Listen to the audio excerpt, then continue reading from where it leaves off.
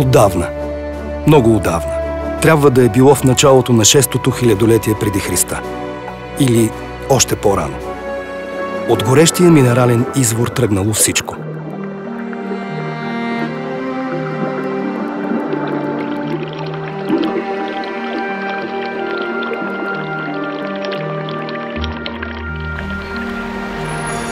Хората започнали да идват. Някои само минавали и спирали за малко, за да се върнат пак. Други останали за по-дълго. Първите заселници на мястото, където днес е София, са имали привилегията да бъдат истински откриватели на топлата вода.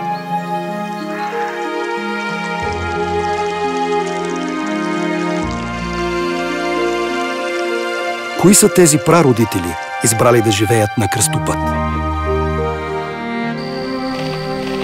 Най-старите софиянци са живели в източната част на днешния град София. Това са били земеделци с уседнал начин на живот и тяхното селище е известно сега в науката като неолитно селище Слатина. През 1985 година група археолози започват проучвания на това място. Така в центъра на Балканския полуостров е открито едно от най-големите селища от новокаменната епоха. Там археолозите стигат до нея. Наричат я Слатинската Венера. Това е малка, но необикновена скулптура. Нейните форма и присъствие разкриват една наистина необятна история за вярванията и традициите на хората от неолита. Най-вероятно тази скъпоценна фигура показва вярата на древните земеделци във великата богиня Майка. Софийското поле е най-важният кръстопът на Балканите не от последните няколко десетилетия. Така е от 8000 години. В началото малки групи тръгнали от Предна Азия през Егея към центъра на Балканите, оттам към Средна Европа. Едни се движили от юг на север, други преминавали от изток на запад. Хора, кланове, цели племена заедно с добитъка. Всички те, част от едно преселение, разпространило ранноземеделската цивилизация на Стария континент.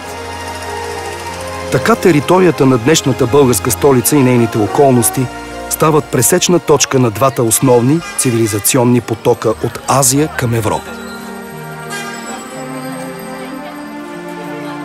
Древните жители на Слатина строели и обитавали правоъгълни къщи, по време в което много други праевропейци още търсили убежища в пещерите. В жилищата си имали пещ, мелница, зърнохранилище и стан. Строели ги така, че да издържат в добро състояние повече от 50 години. Истински ранен град, обитаван поколение наред. Тези хора още не познавали металите. Сечивата им били от камък, кости и рога.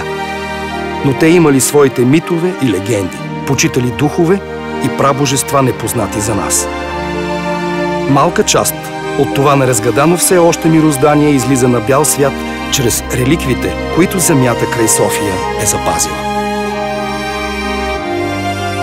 Неолитното селище Слатина определя София като най-старата европейска столица с най-дълбоки корени в миналото, които водят началото си от най-старата европейска цивилизация – неолитната.